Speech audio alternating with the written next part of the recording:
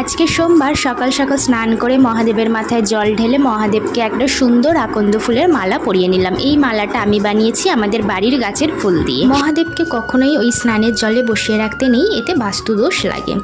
তারপরে আমি আমার কানাই সোনার জন্য একটা সুন্দর টগর ফুলের মালা বানিয়েছিলাম, সেটা পরিয়ে দিলাম। ঠাকুর ঘরের কাজ কমপ্লিট করে চলে এসেছিলাম ঘরে। এসে সাদা তিল আর কুমড়োর দানা খেয়ে নিলাম। রোজ সকালবেলায় সাদা তিল আর কুমড়োর দানা খাই, এগুলোতে প্রচুর এনার্জি পাওয়া যায় শরীরে আর হাড় শক্ত করে।